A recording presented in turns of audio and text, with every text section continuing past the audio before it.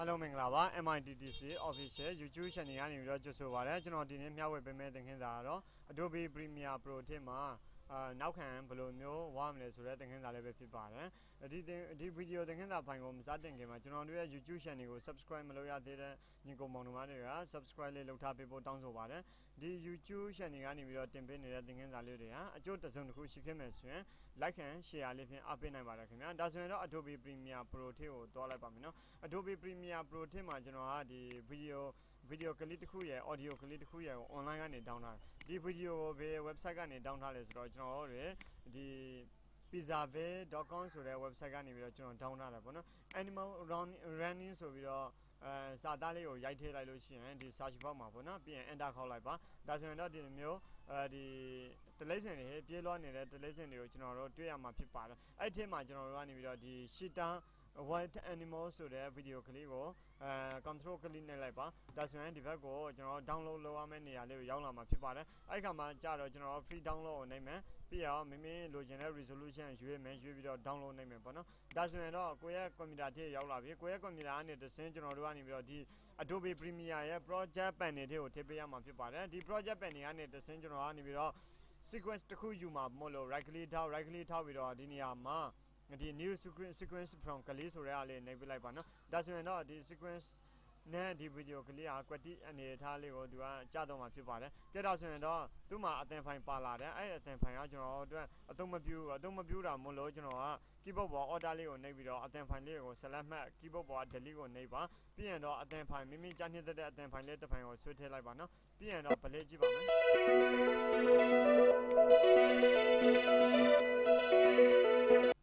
အဲ့ဒါဆိုရင်တော့ဒီလိုပုံစံမျိုးလေးရပါပြီဒါမဲ့ဒီဗီဒီယိုသင်ခန်းစာဖိုင်လေးတွေမှာကျွန်တော်က Gaussian blur နဲ့နေပြီးတော့မိတ်ဆက်ပေးမှာပေါ့နော်ကဲဒါဆိုရင်ကျွန်တော်တို့ shift 5ကိုနှိပ်လိုက်ပါshift 5ကတော့ effect control ကိုကျွန်တော်ခေါ်ထားရတယ် shift 7ကိုနှိပ်လိုက်ပါ shift 7ကျတော့ effect ပေါ့နော်အဲ့ဒီ effect မှာကျွန်တော်ကနေပြီးတော့ GAUSSIAN Gaussian blur ဆိုပြီးတော့ effect လေးတစ်ခုကိုယူပါမယ် Gaussian blur effect ဆိုတာ video effect ပေါ့နော်နောက်ပြီးတော့ video transition မှာကျွန်တော်ကအရင်တော့ဆိုရင် Gaussian blur transition ဆိုတာလေးရှိပါတယ်ဒါပေမဲ့ကျွန်တော်တို့ကနေပြီးတော့ဒီ video ထဲမှာvideo effect တွေကပဲ Gaussian blur ဆိုတဲ့ effect လေးကိုကျွန်တော်ကဒီ video ထဲကိုဆွဲထည့်လိုက်ပါတယ်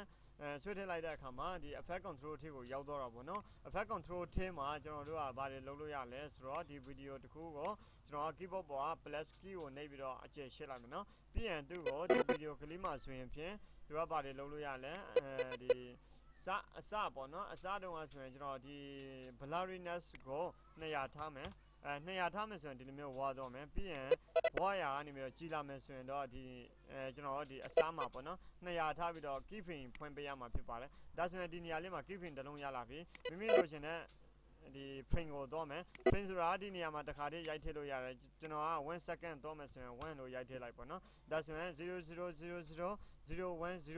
ဆိုပြီးတော့ဒီလိုမျိုးဒါဒီနေရာမှာအတိအကျရိုက်ထည့်လို့ရတယ်အဲ့နေရာမှာကျွန်တော်က blurriness go 0ထားပေးလိုက်မယ်ဒါဆိုရင်တော့သူကဝါရအနေနဲ့ကြည့်ရမှာဒီလိုပုံစံမျိုးဖြစ်လာမှာပေါ့နော်ကဲဒါဆိုရင်တော့ဒါကတော့ဝါရအနေပြီးတော့ကြည်တဲ့ပုံစံမျိုးကျွန်တော်ကြည်ရအနေပြီးတော့ဝါတဲ့ပုံစံမျိုးကိုလုပ်ကြည့်ပါမယ်ခင်ဗျာကဲဒါဆိုရင်တော့သူ့ကိုအခုဆိုရင်တော့ဒီမှာဝါနေတာပေါ့ကြည်နေတာပေါ့နော်အဲ့ဒီဟာလို့ keypin တစ်လုံးထည့်ပွင့်မယ်ဆိုရင်ဒီနေရာလေးမှာ keypin ထည့်ပွင့်မယ်ပြီးတော့အဆုံးကိုတော့မှမလို့ shift ရဲ့ n ရယ်ကိုနှိပ်လိုက်ပါကဲဒါဆိုရင်တော့အဆုံးကိုရောက်တော့မယ်အဲ့အဆုံးမှာနေရာကိုထားပေးလိုက်ပါမယ်နော်နေရာ enter ခေါက်လိုက်ပါဒါဆိုရင်တော့ဝါတော့မှာပေါ့နော် play ကြည့်ပါမယ်ဝါရအနေနဲ့ကြည့်ပါမယ်ဒါပြီးတော့ကြည်ရအနေနဲ့ဒါဆိုရင်ပြီးတော့မျိုးလေးတွေကျွန်တော်အသုံးပြုလို့ရမှာဖြစ်ပါတယ်ကဲဒါဆိုရင်တော့နောက်ထပ်တစ်ခုကကျွန်တော်နောက်ထပ်ပုံစံလေးတစ်ခုကဘယ်လိုလုပ်လို့ရသေးလဲပေါ့နော်ဒါဆိုရင်ဒီ Gaussian blur ကိုကျွန်တော်က delete လုပ်လိုက်မယ်ဒါကကြတော့နမူနာလေးတစ်ခုဖြစ်ပါတယ်ပြီးရင်နောက်ထပ်တစ်မျိုးကကြတော့ဒီ Gaussian blur ကိုကျွန်တော်ကဒီ video ထဲကိုဆွဲထည့်လိုက်တယ်ဒါဆိုရင် effect control ထဲကိုသွားမယ်ပေါ့နော် effect control ထဲရောက်သွားပြီ effect control ထဲကိုရောက်သွားတဲ့အခါမှာကျွန်တော်ကဒီ video ကလေးကို select မှတ်ပြီးရင်ကျွန်တော်လိုချင်တဲ့အရာကိုဝါမယ်မလိုချင်တဲ့အရာကိုအကြည့်လောက်ထားမယ်ပေါ့နော်ဒါဆိုရင်ကျွန်တော်ကဒီနောက်ခံကိုဝါမယ်ဒီ shita ဆိုတဲ့ဒီ license ကိုကျွန်တော်ကအကြည့်အနေနဲ့ထားမှာပေါ့နော်ဒါဆိုရင်ဘယ်လိုမျိုးလုပ်လို့ရလဲဆိုတော့သူကလုပ်လို့ရတဲ့ပုံစံမျိုးက3မျိုးရှိမယ်ကဲဒါဆိုရင်ကျွန်တော်ကဒီဟိုဟာစက်သစ်ကိုပေါ့နော်ကျွန်တော်က ဒီရှီတာဆိုတဲ့ကောင်ကိုကျွန်တော်ကဘာလုပ်မလဲဆိုတော့သူ့ကိုကြည်အောင်လုပ်မယ်နောက်ခံကိုဝါထားပလိုက်မှာပေါ့နော်ဝါပလိုက်မှာပေါ့နော်ဒါဆိုရင်ဘယ်လိုလုပ်လို့ရလဲဆိုတော့သူကပုံစံက3မျိုးရှိမယ်နော်ဒီဘက်မှာဆိုရင် ellipse နဲ့လည်းလုပ်လို့ရတယ် mask ဒီ polygon နဲ့လည်းလုပ်လို့ရတယ်နောက် pan tool နဲ့လည်းလုပ်လို့ရတယ်ပေါ့နော် pan tool လေးကိုယူလိုက်လို့ရှိရင်နောက်ထပ်သူနဲ့သက်ဆိုင်တဲ့ဟာလေးတွေကြာလာမယ်ပေါ့နော်mask နဲ့ပတ်သက်တဲ့ဟာလေးတွေကြာလာမယ် mask pan mask feather mask opacity mask expansion ဆိုပြီးတော့ကြာလာမှာခင်ဗျာကဲဒါဆိုရင်တော့ဒီနေရာလေးမှာကျွန်တော်ကဒီအကျန်းအနေနဲ့ပေါ့နော်ကျွန်တော်ကအသေးစိတ်တော့မတော်တော့ဘူးပေါ့နော်ဒီနေရာလေးမှာဒီလိုမျိုးအနေထားလေးတော့မယ်ပြီးရင်ဒီပုံစံလေးပေါ့နော်ပြီးရင်သူ့ကိုcontrol နဲ့နေပြီးတော့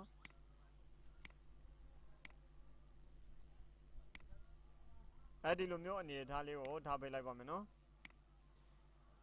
ဒီလိုမျိုးအနေထားလေးပေါ့နော်ဒါကြတော့ပန်းတူးနဲ့နေပြီးတော့ကျွန်တော်တို့ကဒီစက်သစ်ကိုဆက်လက်မှတ်လိုက်တာပေါ့နော်ဒါအစားမှနေပြီးတော့ကျွန်တော်ဆက်လက်မှတ်တဲ့အခါမှာသူကနေပြီးတော့ရွေးလျားနေတဲ့တရဝမို့လို့သူရဲ့နောက်ကိုတော့လောက်လာတဲ့လိုက်လာမှာမဟုတ်ဘူးအဲ့လိုဆိုရင်ဘယ်လိုလိုက်လို့ရလဲပေါ့နော်ဒီနေရာမှာ mouse pad ဆိုတာရှိတယ်အဲ့ mouse pad ကိုကျွန်တော်က keyframe ဖွင့်လိုက်တယ် keyboard ပေါ် control s ကိုနှိပ်လိုက်တယ် control s နှိပ်ရတဲ့အကြောင်းရင်းကကြတော့ကျွန်တော်ဒီကျွန်တော်တို့ထွဲလိုက်နေတဲ့အရှင်ဆက်အားမနိုင်လို့ရှိရင်ပြုတ်ကျတော့မှာဆိုလို့ကျွန်တော်ကသူ့ကို control s နဲ့လုပ်ပြီးရင် mouse pad ဖွင့်တယ်token animation လို့လည်းခေါ်တာပေါ့နော် keyframe ဖွင့်တယ်လို့ခေါ်ပါတယ်ဘာမှလို့ခေါ်လို့ရှိရင်နော် keyframe ဖွင့်လိုက်တယ် keyframe ဖွင့်ပြီးရင်ကျွန်တော်ကဒီနေရာလေးမှာ thread selected mouse forward ဆိုတဲ့ဟာလေးကိုနှိပ်ပေးလိုက်တယ်ကဲဒါဆိုရင်တော့ဒီ progressing ဆိုတာကြတော့သူကလှုပ်ဆောင်နေပြီပေါ့နော် track line နေပြီဒီ video တစ်ခုကို track line နေတယ်အဲ့ track line ပြီးရင်ကျွန်တော်တို့ကနေပြီးတော့နောက်နည်းနည်းကို adjust လုပ်တဲ့ဟာလေးတွေနည်းနည်းလုပ်ပေးလိုက်အောင်ပေါ့နော်ကဲဒါဆိုရင်တော့အခုကျွန်တော်တို့ကနေပြီးတော့ဒီနေရာမှာ tracking လိုက်ပြီးသွားပြီ tracking လိုက်ပြီးသွားတဲ့အခါကျွန်တော်တို့ကဘယ်လိုဒီ tracking ကိုကျွန်တော်ပြင်ကြည့်အောင်နော်ဒီ mask ကလိုက်လာပေါ့နော်ဒီကလိုက်လာဒီမှာကြည့်ရအောင်ဟောဒီတော့ဆိုတော့မစိုးဘူးနော်နည်းနည်းဗာလဲ adjust လုပ်အောင်မရလေးတော့ရှိတာပေါ့နော်ဒီလိုမျိုး adjust လုပ်ပေးမယ်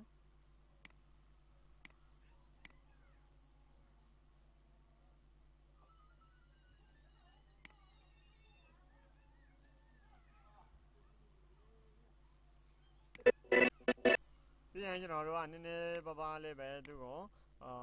အခြေအနေကြည့်ပြီးတော့ဒါနည်းနည်းလေး track လိုက်ပေးလိုက်ပေါ့နော် manual track လေးလိုက်ပေးလိုက်ပြီးရင်ဒီအနေထားလေးရလာပြီဆိုရင်နည်းနည်းလေးပြန်သွားလိုက်ပေါ့နော်ဒီအနေထားလေး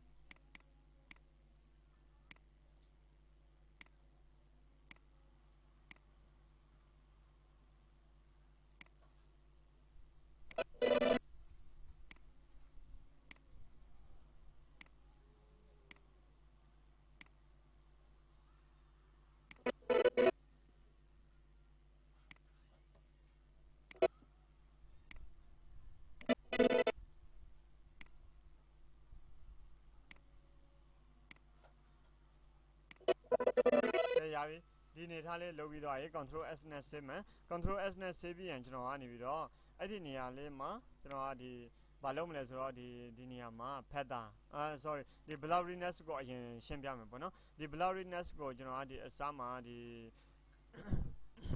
သူ့ကိုဘာလုပ်မလဲဆိုတော့200လောက်တင်လိုက်မယ်နော်200လောက်တင်လိုက်တော့ဒီလိုမျိုးဝါသွားအရင်များတော့ဆိုရင်ကျွန်တော်တို့က35လောက်ထားမယ်35လောက်ထားတော့အခုကျွန်တော်တို့ကဝါချင်တာနောက်ခံလေးကိုဝါချင်တယ်ဒါပေမဲ့ဒီအရှိကဒီရှီတာဆိုတဲ့ကြာတစ်ကပေါ့နော်ဝါသွားအဲ့လိုဆိုရင်ကျွန်တော်တို့ဒီအပေါ်မှာသူ့ကိုဖြည့်ရှင်းဖို့အတွက်အိမ်ဘာဆိုတာပါလာတယ်အိမ်ဘာပါလာတဲ့အခါကျတော့ကျွန်တော်ဒီအပြင်ဘက်ကိုဝါပြီးတော့ဒီကြာတစ်ကိုကျွန်တော်အကြည့်လုပ်ပေးတာပေါ့နော်ဒါဆိုရင်ကျွန်တော်တို့ဒီနေရာမှာသူတော့တဲ့အခါမှာနည်းနည်းအရင်တိတာရင်တဲ့အခါကျတော့ကျွန်တော်တို့အဲ့ဒါကိုပြင်ဖို့အတွက်ဒီနေရာမှာ150လောက်ထားမယ်150လောက်ထားပြီးတော့ max opacity ကတော့100လောက်ပဲထားလိုက်ပါနော် max expansion ကိုကျွန်တော်တို့လိုအပ်သလိုလုပ်လို့ရပါတယ်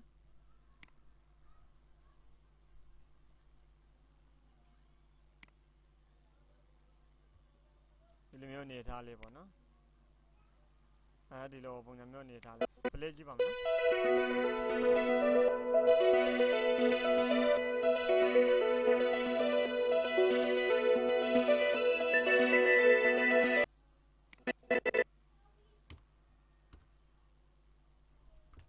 ကဲဒါဆိုရင်နောက်ထပ်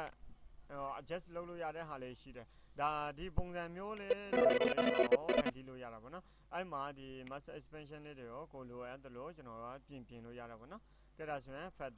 feather short လို့ရတယ်တင်လို့ရတယ်ပေါ့နော်တင်မယ်ဆိုရင်ဒီလိုပုံစံမျိုးဖြစ်တော့ဒါဆိုရင်ဒါကကြတော့ဒီပန်းတူးနဲ့နေပြီးတော့လောက်တာပေါ့နော်အဲ့လိုဆိုရင်ဒါလေးကိုကျွန်တော်ပြင်ဖြတ်လိုက်မယ်ပြင်ဖြတ် okay နှိပ်လိုက်မယ်နော်ဒီလိုပုံစံမျိုးကိုမတော်ဒီလိုပုံစံမျိုးကိုကျွန်တော်ကမလို့ရင်နောက်ထပ်ပုံစံတစ်မျိုးနဲ့နေပြီးတော့ကျွန်တော်သွားမယ်ပေါ့နော်အဲ့ခါကျရင်ဘယ်လိုမျိုးလုပ်လို့ရလဲဆိုတော့ဒီအစားကိုလာမယ် keyboard ပေါ် home key ကိုနှိပ်လိုက်ပါ control s ကိုနှိပ်ပါပြီးရင်တော့ mouse pad ပေါ့နော်ဒီနေရာမှာ mouse pad ကိုဖွင့်ပေးလိုက်ပါနော် mouse pad ကိုဖွင့်ပေးပြီးရင်တော့အဲ့နေရာမှာကျွန်တော်တို့ကဒီcreate ellipse mask နဲ့နေပြီးတော့အလုပ်လုပ်မယ် create ellipse mask နဲ့ကိုလိုချင်တဲ့အနေအထားလေးတွေကိုချိန်ပါမယ်ဒီလိုမျိုးအနေအထားလေးပေါ့နော်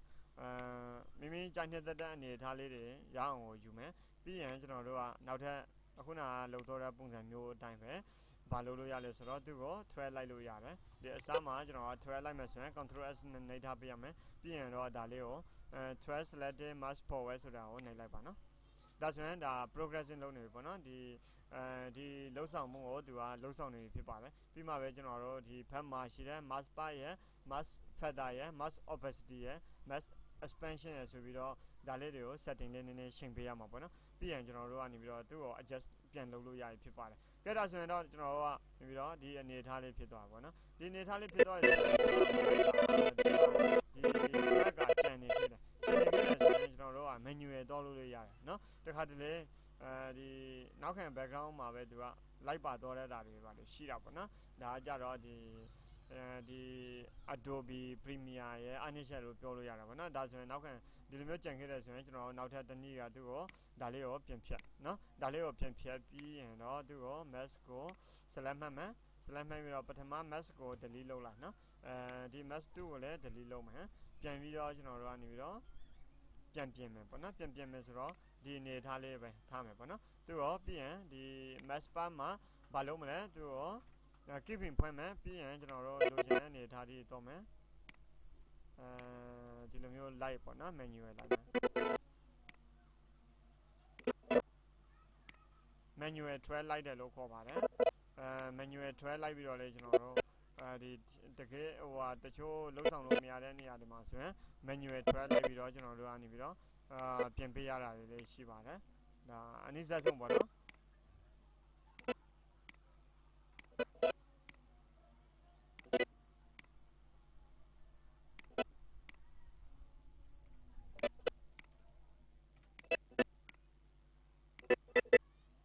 ကဲဒါဆိုရင်တော့ဒီအနေထားရတော့ပြီးရင်ကျွန်တော်ကနေပြီးတော့ blurriness ကို40လောက်ထားမယ်ဒါဆိုရင်ဒီနေရာလေးကဝါသွားတဲ့အခါကျတော့ကျွန်တော်တို့က mask feather ကို25လောက်ထားလိုက်ပါနော် mask feather 25လောက်ထားမယ်သို့မဟုတ်125လောက်ထားမယ်ပေါ့နော်ပြီးရင်တော့ကျွန်တော်တို့ကနေပြီးတော့ mask expansion ကိုမိမိလိုချင်တဲ့အနေအထားအထိကိုကျွန်တော်တို့တော့ပေးမယ်ပြီးရင်တော့ကျွန်တော်တို့ကနေပြီးတော့ inbar ကိုနှိပ်လိုက်ပါနော် inbar ကိုနှိပ်လိုက်လို့ရှိရင်ဒီလိုပုံစံမျိုးဖြစ်တော့မယ် play ကြည့်ပါမယ်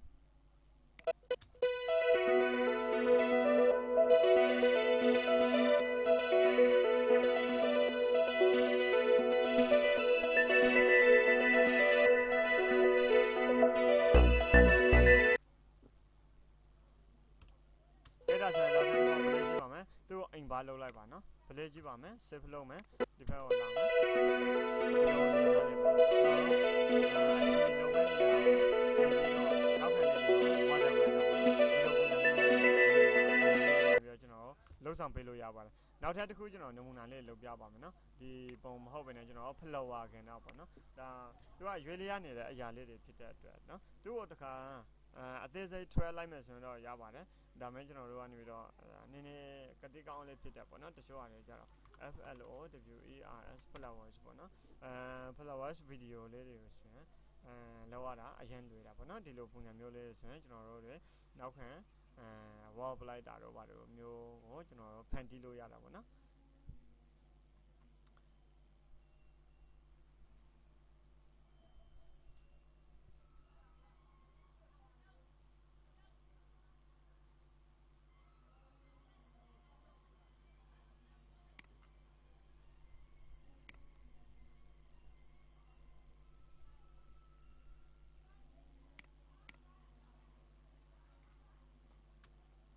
ကဲဒါဆိုရင်တော့သူ့ကိုကျွန်တော်က down မယ် down တဲ့အခါမှာဒီ resolution နဲ့ down လိုက်မယ်နော် down ပြီးရင်ကျွန်တော်တို့ကနေပြီးတော့ဘယ်နေရာမှာသိမ့်မလဲသိမ့်မဲ့နေရာကိုတော့မယ်ပြီးရင်ဒီနေရာလေးမှာကျွန်တော်က Adobe Premiere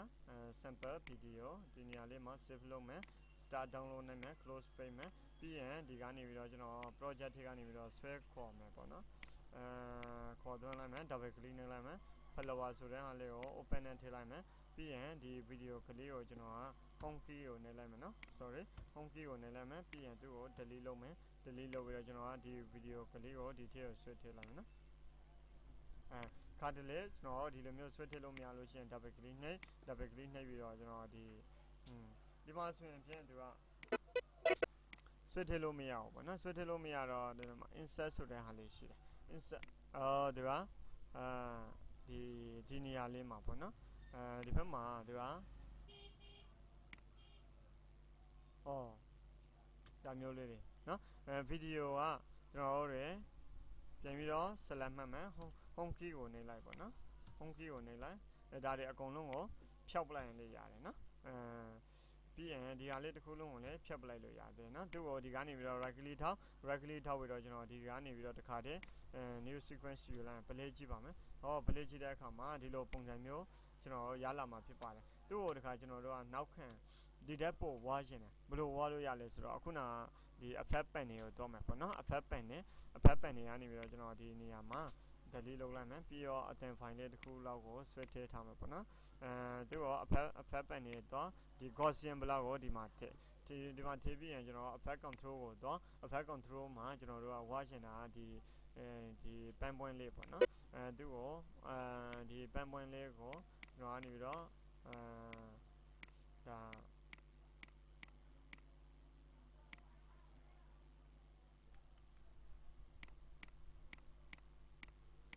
ဒီပန်းပွင့်ကိုကျွန်တော်ကကြည်အောင်လုပ်မယ်ပြီးရင်နောက်ခံကိုဝါပလိုက်မှာပေါ့နော်ဒါဆိုရင် mask bar တစ်ခုလုပ်မယ် mask bar ကဒီကနေပြီးတော့ keep in ဖွင့်ထားမယ်ပြီးရင်ကျွန်တော်တို့သူ့ကိုဒီလိုအနေထားလေးတော့ခိုင်းမှာပေါ့နော်ဒါဆိုရင်ဒီမှာဖွင့်ထားပြီးတော့ save လုပ်မယ် save လုပ်ပြီးတော့သူ့ကိုကျွန်တော်ကဝါမယ် blurriness ကို100ထားမယ် blurriness ကို100ထားမယ်ပြီးရင် invert လုပ်လိုက်မယ် invert လုပ်လိုက်လို့ရှိရင်ဒီလိုမျိုးအနာသားလေးတွေတုံးတိကြီးဖြစ်နေတယ်အဲ့ခါကျတော့ mask factor ကို120လောက်ထားမယ်ဒီမျိုးဖြစ်သွားတယ်အဲ့ခါကျရင်ကျွန်တော်ကဒီ mask expansion ကိုတင်တဲ့ရင်လည်းတင်မယ်ဝါတဲ့ရင်လည်းဝါမယ်ပေါ့နော်ဒီလိုမျိုးအနေထားပေါ့နော်ဒါ mask expansion ကို57လောက်ထားလိုက်တယ်ဒါဆိုရင်တော့ဒီနှင်းစီပွင့်လေးဟာအကြည့်ဖြစ်ပြီးတော့နောက်ခံအသားလေးတွေကဝါတော့တာပေါ့နော်ဒါဆိုရင်ဒီကောင်လေးတွေကိုမိလိုချင်တဲ့အနေထားလေးတွေကိုကျွန်တော်တို့ကဖန်တီးလို့ရပါတယ်ကဲဒါဆိုရင်တော့အခုဒီအနေထားလေးဖြစ်သွားပြီဒီအနေထားလေးဖြစ်သွားပြီဆိုရင်ကျွန်တော်တို့ကဒီဟာလေးရွေးလိုက်ဟာလားရွေးလိုက်ဟာဆိုရင်တော့ကျွန်တော်တို့ကနေဒါ mask သိလို့ရှိရင်အရင်ဝါသွားနော်ဒါ blurriness ကိုထက်တင်ခြင်းနဲ့ဆိုရင်150လောက်ထားမယ်ဆိုပိုဝါသွားဒီပုံစံမျိုးလေးတွေရရှိလာမှာဖြစ်ပါတယ်ဘယ်လိုကြည့်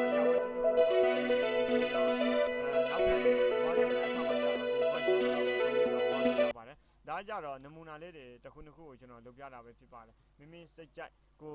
ဗီဒီယိုလေးတွေမှာကျွန်တော်တို့ကနေပြီးတော့တချို့ဟာလေးတွေကိုဝါမယ်တချို့ဟာလေးတွေကိုကြည့်မယ်ပေါ့နော်ဒါကလာကတော်တော်များများမှာတွေ့ရတယ်မင်းသားနဲ့မင်းသမီးကိုအကြည့်ထားပြီးတော့နောက်ခံအရာဝတ္ထုတွေအကုန်လုံးဝါသေးပလိုက်တာတော့ပေါ့နော်ဒါမျိုးလေးတွေလုပ်လို့ရပါတယ်ဒါဗီဒီယိုဇာတ်ကတော်တော်များများမှာလေးတွေ့ဖူးမှာဖြစ်ပါတယ်ဒါဆိုရင် Adobe Premiere မှာပဲလုပ်လို့ရတာလား Adobe After Effects မှာလုပ်လို့မရဘူးလား Adobe ဒီ DaVinci မှာလုပ်လို့မရဘူးလားလုပ်လို့ရပါတယ် DaVinci မှာလေးလုပ်လို့ရတယ် After Effects မှာလေးလုပ်လို့ရတယ် Premiere မှာလေးလုပ်လို့ရတယ်ဒါမဲ့ဒီဗီဒီယိုသင်ခန်းစာကြတော့ Premiere သင်ခန်းစာဖြစ်တဲ့အတွက်ပေါ့နော်ဒါဆိုရင် Adobe Premiere မှာနောက်ခံဝါပြီးတော့ဒီ object တစ်ခုကိုကြည့်အောင်ဘယ်လိုလုပ်မလဲဆိုတဲ့သင်ခန်းစာလေးပဲဖြစ်ပါတယ်အားလုံးပဲကျေးဇူးတင်ပါတယ်ဒီဗီဒီယိုသင်ခန်းစာဖိုင်ကိုကြိုက်နှစ်သက်တဲ့ဆိုရင်တော့ like and share လေးဖြင့်အားပေးနိုင်ပါတယ်ခင်ဗျာကျွန်တော်တို့ရဲ့ YouTube channel ကို subscribe မလုပ်ရသေးဘူးဆိုရင်တော့ subscribe လေးလုပ်ထားပေးဖို့တောင်းဆိုပါတယ်အားလုံးပဲကျေးဇူးတင်ပါတယ်